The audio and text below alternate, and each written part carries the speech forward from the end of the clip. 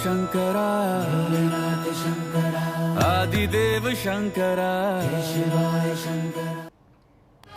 नमस्कार, आप देख रहे हैं एबीपी गंगा। आपके साथ मैं हूं राजीव ढोंडियाल। आज सावन का दूसरा सोमवार है। सावन के दूसरे सोमवार का व्रत और भगवान शिव की पूजा विशेष फलदायी मानी गई है। शिव भक्त इस दिन व्रत रखकर भगवान शिव की उपासना में लीन रहते हैं और इस दिन भगवान भोले के भक्तों की मंदिरों में भीड़ रहती है। मान्यता है कि भोले शंकर की आराधना से भक्तों की सारी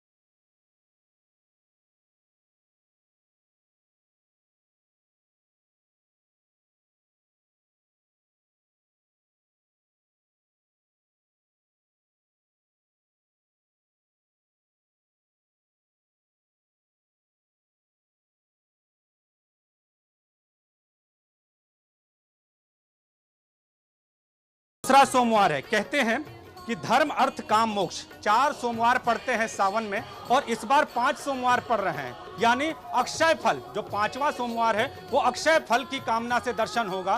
तो आज दूसरा सोमवार यानी अर्थ की कामना से भक्त यहाँ पहुँच रहे हैं दर्शन करने के लिए।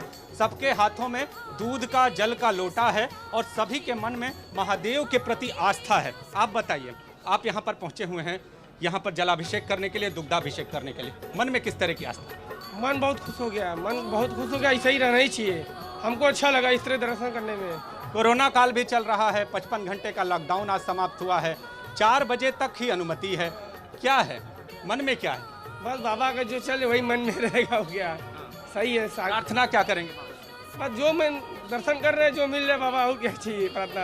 हाँ, तो दर्शन कर रहे हैं, जो मिल जाए सब मंजूर है। यानी भोले की भक्ति का मिजाज कुछ ऐसा ही है और काशी में महादेव के जयकारे लग रहे हैं। आपको बता दें कि सुरक्षा के कड़े इंतजाम किए गए हैं। भक्तों की आवक को देखते हुए सुरक्षा कर्मी तैनात किए गए हैं, आरएएफ तैनात की गई है। लेकिन जो भीड़ हर साल होती थी वो भीड़ इस बार दिखाई नहीं दे रही है। लेकिन अगर बात करें तो 55 घंटे के लॉकडाउन के बाद जिस तरह से श्रद्धालु मंदिर में दर्शन के लिए पहुंचे हैं वो ठीक है, बिल्कुल। नीतीश, मैं लौट रहा हूँ आपके पास और एक अच्छी बात, जो अच्छी तस्वीर हमें देखने को मिली वाराणसी से, वो ये भी है कि जो भी भक्त मंदिर में प्रवेश कर रहा है उससे पहले उसकी थर्मल स्क्रीनिंग की जा रही है, क्योंकि मैं आपके पीछे उस तरह की तस्वीरें देख पा रहा था। मैं अब रुक कर लेता हूँ प्रयागराज का। हमारे साथ हमारे संवाददाता मोइन जुड़े हुए। मोइन, आज के दिन के महत्व को बताते हुए प्रयागराज में किस तरह का उत्साह है, कितनी बड़ी संख्या में पहुंच रहे हैं लोग मंदिरों तक, वो भी बताएं। जी बिल्कुल, आपको बता दें कि सावन के जो सोमवार हैं उनका काफ़ी महत्व होता है और कहा यह जाता है कि सोमवार के दिन जो लोग बाबा का जलाभिषेक करते हैं, उनका दर्शन पूजन करते हैं, उनको पूरे सावन मास का फल मिलता है। इस वक्त हम मौजूद हैं प्रयागराज के सिविल लाइन्स इलाके के शिवालय में। आप देख सकते हैं यहाँ एक साथ 11 शिवलिंग स्थापित किए गए हैं। जो श्रद्धालु यहाँ पर आते हैं वो एक साथ 11 शिवलिंग का दर्शन करते हैं, इसकी पूजा अर्चना करते हैं। लेकिन इस बार के सावन पर कोरोना वायरस का साया साफ तौर पर देखने को मिल रहा है। आप देख सकते हैं कि कोरोना की वजह से मंदिर का जो गर्भगृह है, मंदिर का जो अंदरूनी हिस्सा है, यहाँ किसी भी श्रद्धालु को अंदर आने की इजाज़त नहीं दी गई है। एक बाहर बैरिकेडिंग कर दी गई है और जो श्रद्धालु हैं वो बाहर से तकरीबन 6 फीट की दूरी से ही दर्शन पूजन कर पा रहे हैं। जलाभिषेक और दुग्धाभिषेक नहीं हो पा रहा है। तो आप देखिए सामने जो एक महिला श्रद्धालु हैं वो यहाँ पर दर्शन पूजन कर रही हैं, दूर से ही दर्शन पूजन कर रही हैं।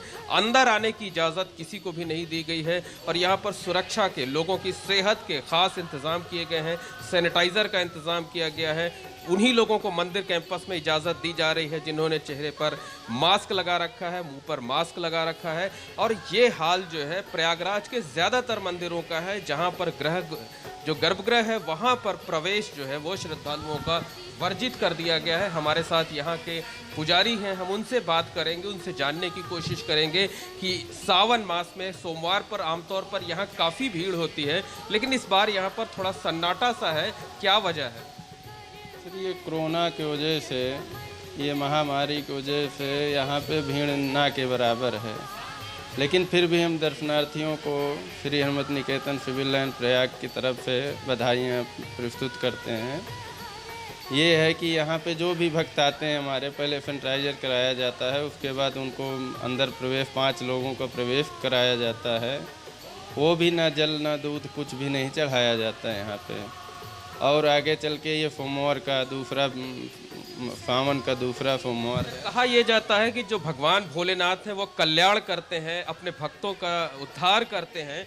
तो सावन मास में ऐसी क्या प्रार्थना की जा रही है, क्या खास आयोजन कर रहा है कि जो देश ही नहीं पूरी दुनिया है उसको कोरोना की महामारी से निजात मिल सके? हम तो यही सुबह प्रार्थना करते हैं आरती करते समय कि भोलेनाथ विश्व का कल्याण करें, इस कोरोना महामारी से मुक्ति दें। और सभी भक्तों से ये भी कहना चाहते हैं कि अपने घर में ही रह के भोलेनाथ का पूजा पाठ करें और ये महामारी से मुक्ति दिलाने की प्रार्थना करें। राजीव, आप साफ तौर पर देख सकते हैं, समझ सकते हैं कि जो प्रयागराज के शिवालय हैं वहां पर कोरोना की महामारी के खात्मे के लिए खास प्रार्थना की जाती है, खास आयोजन किए जाते हैं। और जो धार्मिक गुरु हैं, जो मंदिरों के संचालक हैं, व्यवस्थापक हैं, वो श्रद्धालुओं से लगातार ये अपील कर रहे हैं कि सावन के सोमवार के दिन घर पर ही रहकर पूजा अर्चना करें, भगवान शिव का को याद करें, उनके नाम का जलाभिषेक करें और मंदिरों में अगर जब तक बहुत जरूरी ना हो तब तक ना आए। ये बहुत गंगा महत्वपूर्ण भी यही अपील करता है कि अगर आप घर पर रहकर भी पूजा अर्चना करते हैं तो आपको वही फल मिलेगा। इसमें कोई शक नहीं है। मोइन आपका और नीतीश आपका इस तमाम जानकारी के लिए फिलहाल धन्यवाद।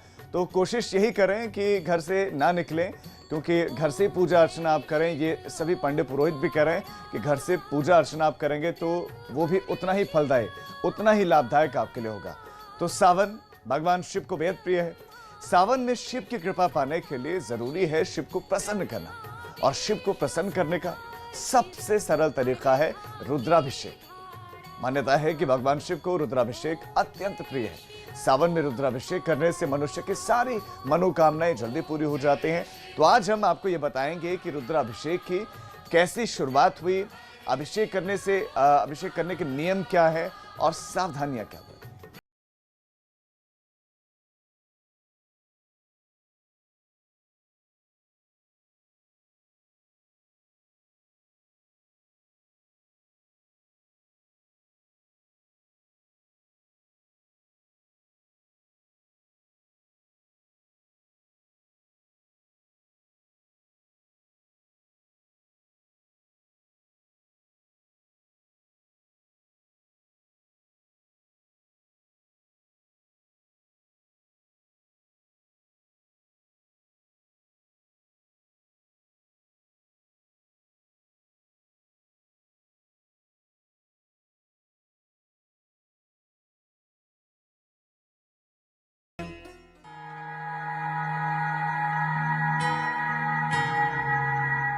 कहते हैं शिव की कृपा से सारी ग्रह बाधाओं और समस्याओं का नाश होता है।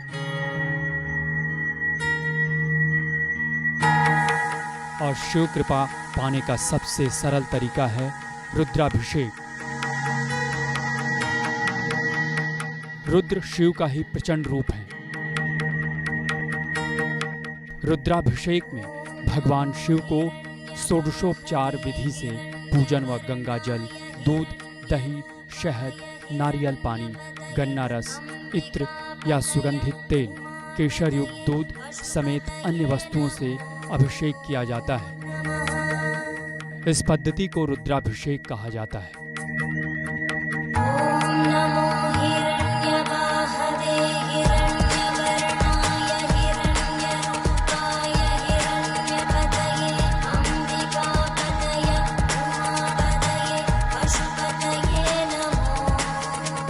इसमें शुक्ल यजुर्वेद के रुष्टाध्यायी के मंत्रों का पाठ किया जाता है।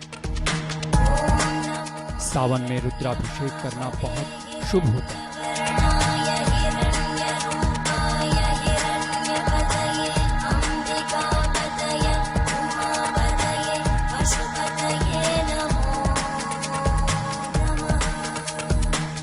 सावन में रुद्राभिषेक करने से मनुष्य की सभी मनोकामनाएं जल्दी पूरी हो जाती है।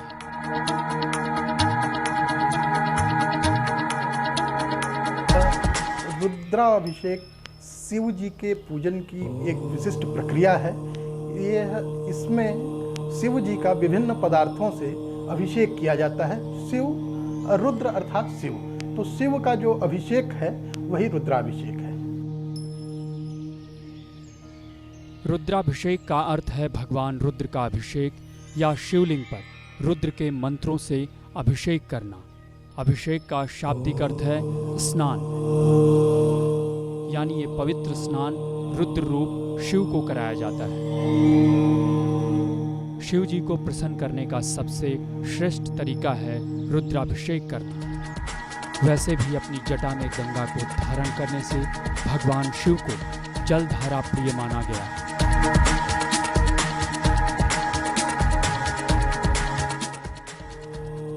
रुद्राभिषेक करना शिव आराधना का सर्वश्रेष्ठ तरीका माना गया है। रुद्राष्टाध्यायी के अनुसार शिव ही रुद्र हैं और रुद्र ही शिव हैं। रुद्रम दुखम द्रावयति नाशाय तिति रुद्र, अर्थात रुद्र रूप में प्रतिष्ठित शिव हमारे सभी दुखों को शीघ्र ही समाप्त कर देते हैं। इसलिए अपने पाप कर्मों और दुखों से छुटकारा पाने के लिए रुद्राभिषेक का विधान है और उसकी सभी मनोकामनाएं पूरी होती हैं और भगवान शिव का आशीर्वाद भक्त को सहज ही प्राप्त होता है। ऐसा कहा जाता है कि सदाशिव रुद्र के पूजन से सभी देवताओं की पूजा स्वतः हो जाती है।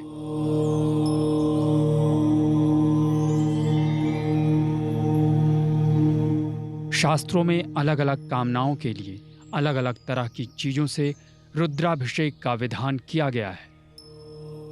यह शिव की प्रसन्नता को प्राप्त करने के लिए, शिव की कृपा को प्राप्त करने के लिए रुद्राभिषेक का विधान किया गया है।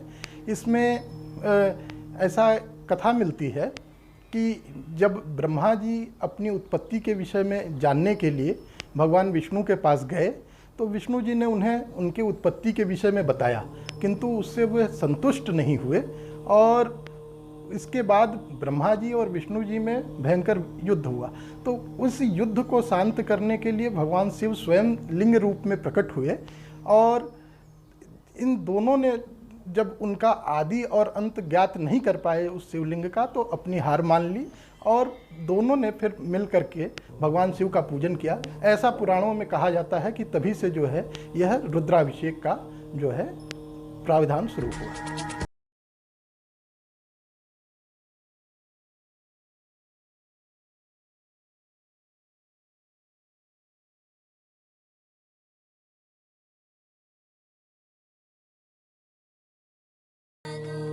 रुद्राष्टाध्यायी के एकादशिनी रुद्री का 11 आवृत्ति पाठ किया जाता है। इसे ही लघु रुद्र कहा जाता है। ये पंचामृत से की जाने वाली पूजा है। इस पूजा को बेहद महत्वपूर्ण माना जाता है, जिसे प्रभावशाली मंत्रों और विधि विधान से विद्वानों द्वारा संपन्न करवाया जाता है। मान्यता है कि इस पूजा से जीवन में आने वाले संकटों और नकारात्मक ऊर्जा से छुटकारा मिलता है।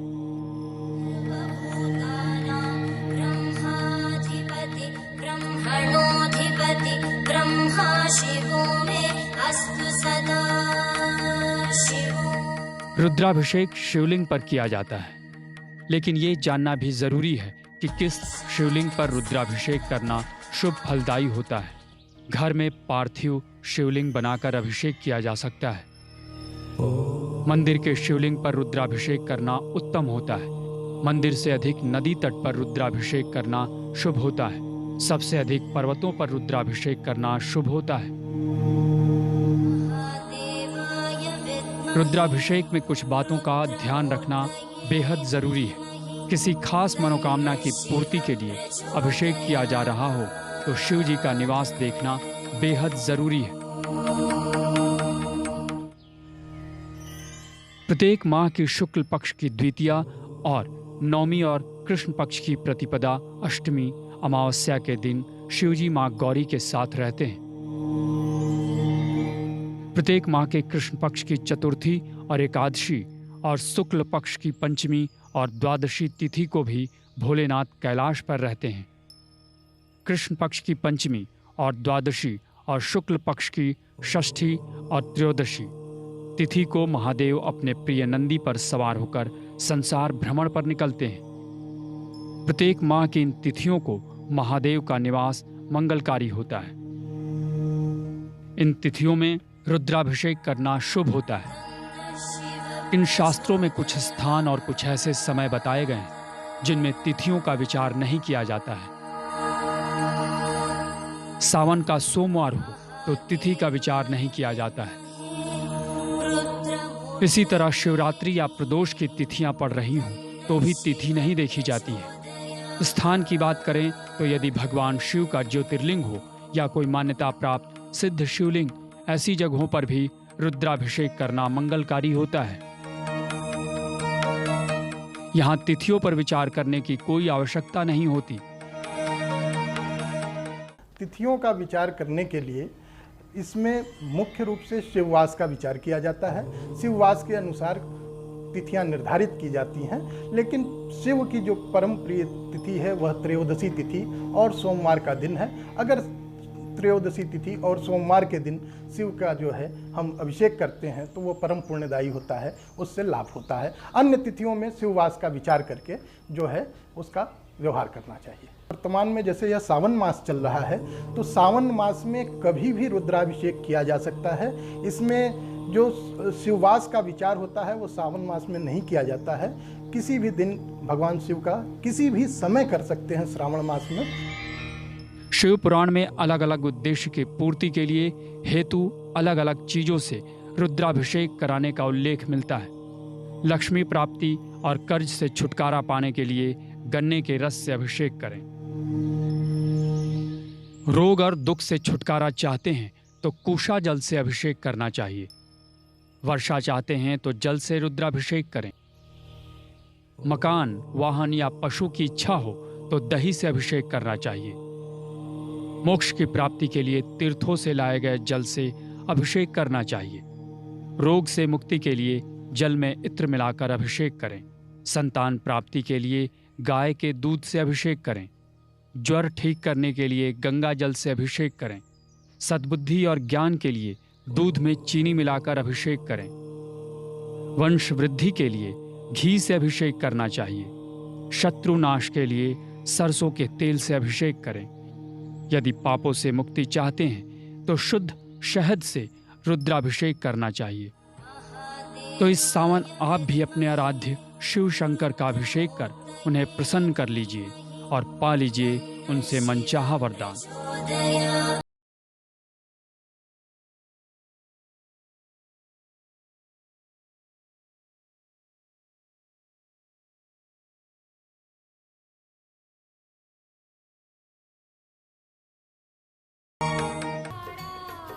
चलिए अब इस छोटे से ब्रेक के लिए हम रुक रहे हैं, फौरन लौट रहे हैं। आप देखते रहिए एबीपी गंगा।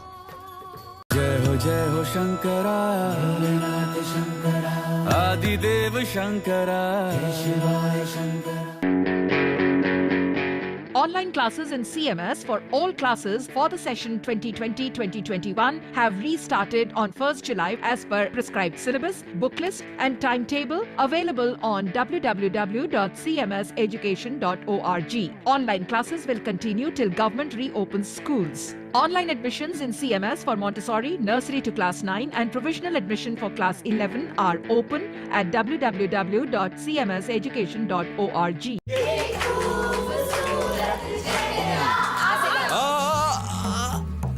एसिडिटी, नींबू पानी लेगा? अरे कोई अजवाइन लाओ। अरे ये सब छोड़ो, इनो लो।